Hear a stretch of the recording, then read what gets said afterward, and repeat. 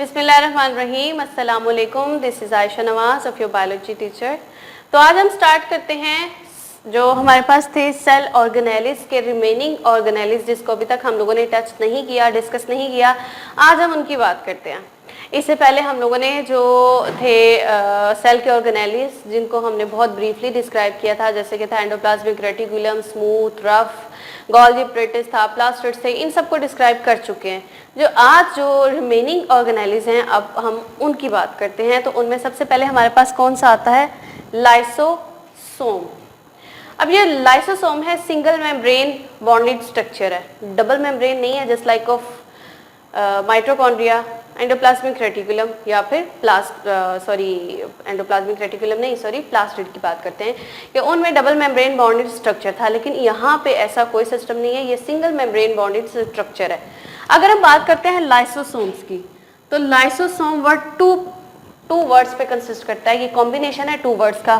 First word है is lyso and second one is somes. Lyso का मतलब हमारे पास क्या है? स्प्लिटिंग,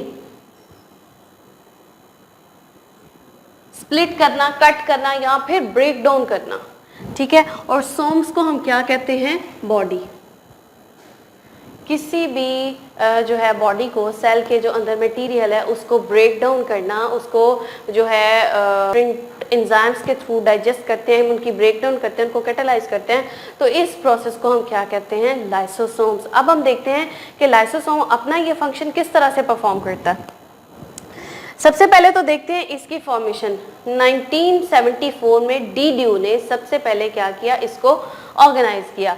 सेल का ये जो ऑर्गेनेली है, जिसको हम नाम दे रहे हैं लाइसोसोम, इसको सबसे पहले इन्वेंट करने वाले जो साइंटिस्ट थे वो थे डी ड्यू, और इन्होंने इसको 1974 में जो है वो इन्वेंट किया था।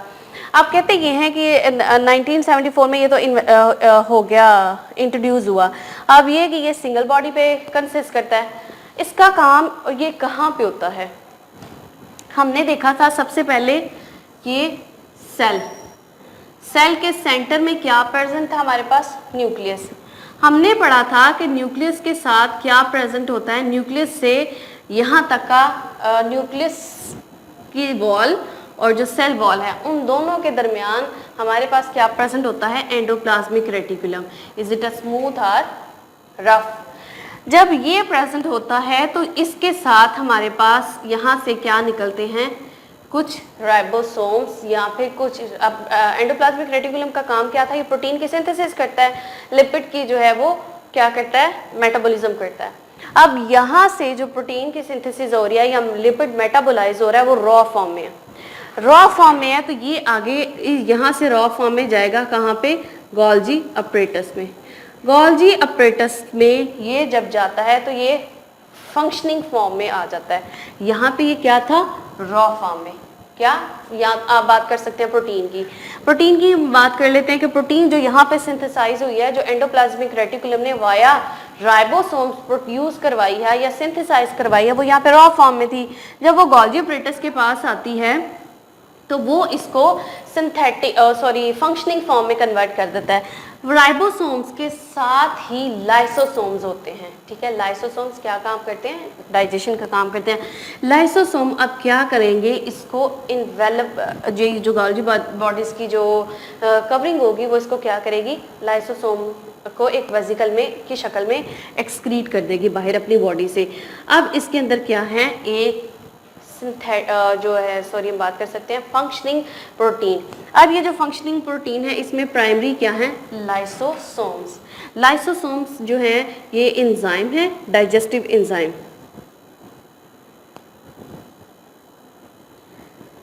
अब ये डाइजेस्टिव एंजाइम प्राइमरी पहले ये प्राइमरी थे, फिर ये क्या करेंगे कि इसकी ब्रेकडाउन करेंगे। किसकी? प्रोटीन की ब्रेकडाउन करेंगे और इसको डाइजेस्ट करेंगे और इसको एक जो है वो उस फॉर्म में लेके आएंगे जिस फॉर्म में सेल को इसकी ज़रूरत होती है। अब हमने ये भी बात कर ली कि इसमें ये जो होता है वो डाइजेस्टिव एंजाइम होते हैं। अब ये क्या करेगा? जो लाइसोसोम्स होते हैं, फ्यूजन, इसका क्या पर्पस होता है? लाइसोसोम क्या करते हैं? Food vacuole. ये क्या करते हैं? अब जब यहाँ से ये वेसिकल बन गया, आपने यहाँ पे देखा ये वेसिकल बन गया जिसमें लाइसोसोम आ गए, तो यहाँ पे हमारे पास फूड वैक्यूल होते हैं प्लांट सेल में। क्या करते हैं कि छोटे छोटे वैक्यूल्स होते हैं, ये क्या करेगा, अपने आप को इम्बेड कर लेगा या फ्यूज कर लेगा किसके साथ, वैक्यूल के साथ, फूड वैक्यूल के साथ, और टारगेट जो है वो सेल उसके पास पहुंच जाएगा। इसके अंदर फूड थी, यहाँ पे क्या है, एंजाइम, ये एंजाइम जाएंगे किसके अंदर, फूड के ऊपर, और उसको क्या करेंगे, ब्रेक डाउन करेंगे, उसकी क्या कर देंगे, डाइजेशन। तो ये था हमारे पास पूरा का पूरा लाइसोसोम, जिसमें डाइजेस्टिव एंजाइम होते हैं, ब्रेक डाउन करते हैं मटेरियल की, टारगेट मटेरियल तक पहुंचते हैं वाया वैक्यूल, और वो वैक्यूल अटैच कर देता है किसके साथ, फूड वैक्यूल के साथ, और इस तरह से इसका सारा प्रोसीजर चलता है। अब हम देखते हैं कि सेल ऑर्गेनेली का अगला जो सेल के ऑर्गेनेलिज में जो अगला ऑर्गेनेली है वो कौन सा है, तो वो हमारे पास है सेंट्रियोल है, हमारे पास सेंट्रियोल्स। सेंट्रियोल्स बेसिकली क्या है, ये हमारे पास एनिमल और प्लांट दोनों सेल्स में प्रेजेंट होते हैं, प्लांट सेल में भी प्रेजेंट है, एनिमल सेल में भी प्रेजेंट है। अब ये क्या है, ये हमारे पास एक होलो और सिलेंड्रिकल सा स्ट्रक्चर है। कैसा है, होलो एंड सिलेंड्रिकल, यहाँ से। अब ये तो हमें पता है कि ये हमारे पास किस तरह से है, होलो सिलेंड्रिकल की फॉर्म में है, और दूसरा ये कि ये 9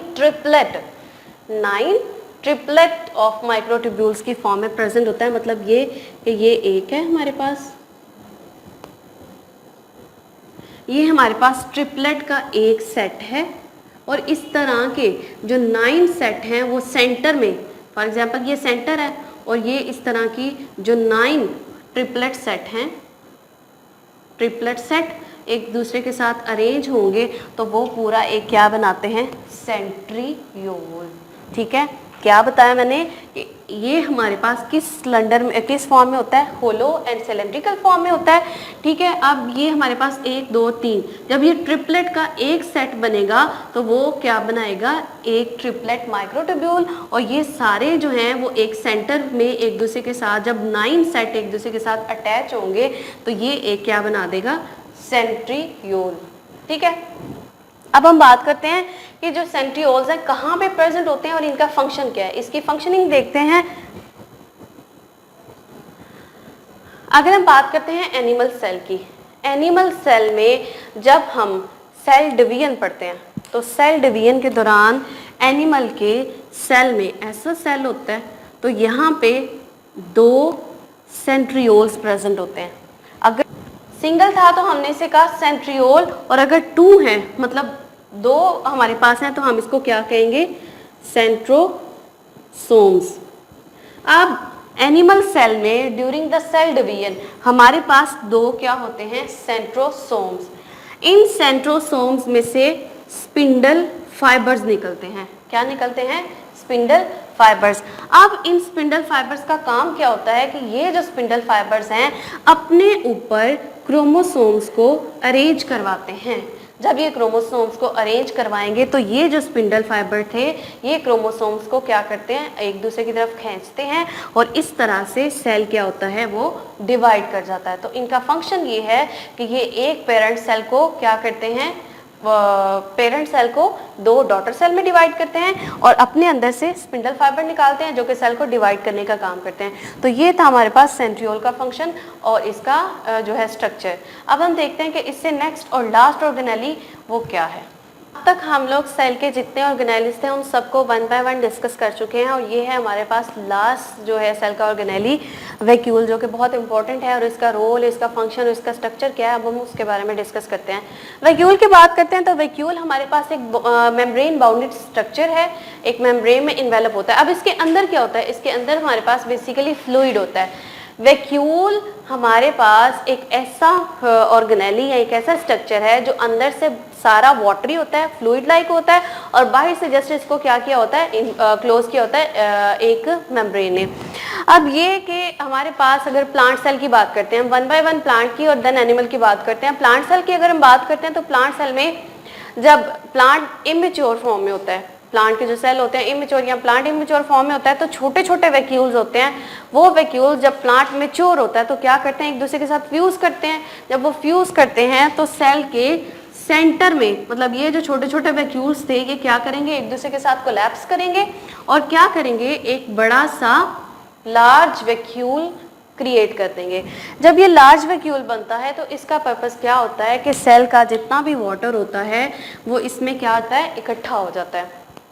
जब वाटर इसमें कंबाइन होता है, सारा इकट्ठा हो जाता है, स्टोर हो जाता है, तो ये जो वाटर स्टोर यहाँ पे हो रहा है, इतना बड़ा वैक्यूल बन गया, तो इससे क्या होता है कि जो प्लांट होता है वो टर्जिड फॉर्म में रहता है। प्लांट को टर्जिडिटी की ज़रूरत होती है और अपने अंदर पानी को स्टोर करना भी होता है, इसलिए इसमें वैक्यूल जो होता है वो लार्ज होता है, सारे वैक्यूल्स कंबाइन होते हैं और ये एक लार्ज वैक्यूल में कन्वर्ट हो जाता है। अगर हम बात करते हैं प्लांट एनिमल सेल की, तो एनिमल सेल में क्या होता है कि फूड वैक्यूल छोटे छोटे होते हैं, ठीक है, उनमें क्या होता है जो वैक्यूल्स होते हैं वो छोटे होते हैं as compare to plant cell, क्योंकि इसमें तो पानी स्टोर करना होता है। लेकिन एनिमल सेल को ऐसी की कोई ज़रूरत नहीं होती कि वो वाटर स्टोर करे। हाँ, उसमें ये होता है कि उसमें फूड स्टोर होती है। अब जो फूड स्टोर होती है फिर वो लाइसोसोम उसके ऊपर एक्ट करते हैं, डाइजेस्टिव एंजाइम्स जो होते हैं वो एक्ट करते हैं और उस फूड को क्या करते हैं, कैटलाइज करते हैं, डाइजेस्ट करते हैं। अब ये होता है कि कुछ हमारे पास आउटसाइड द सेल मटेरियल होता है जिसको एज अ फूड इंगल्फ करना होता है, तो एक वैक्यूल बनता है from the membrane, cell membrane से एक वैक्यूल बनता है और वो वैक्यूल क्या किया जाता है, एक्सोसाइटोसिस या एंडोसाइटोसिस के थ्रू अंदर और बाहर लेके जाया जाता है। इस तरह से भी वैक्यूल्स की क्रिएशंस होती हैं। यूनिसेलुलर सेल्स की बात करते हैं तो जो यूनिसेलुलर सेल्स होते हैं वो क्या करते हैं, कॉन्ट्रैक्टाइल वैक्यूल्स के थ्रू अपना जितना वेस्ट मटेरियल होता है वो सेल से बाहर एक्सक्रीट कर देते हैं। तो ये थे हमारे पास वैक्यूल्स का फंक्शन। ये बहुत इजी था, जिसको पढ़ने में भी आसानी है। होपफुली आप लोग को बहुत अच्छे तरीके से समझ आया होगा। यही था आज का हमारा लेसन, जिसमें हमने सेल के तमाम ऑर्गेनेलिस को कम्प्लीटली और ब्रीफली डिस्क्राइब कर लिया हुआ है। इंशाल्लाह ताला मिलते हैं हम अपनी नेक्स्ट वीडियो के साथ, तब तक के लिए अल्लाह हाफ़िज़।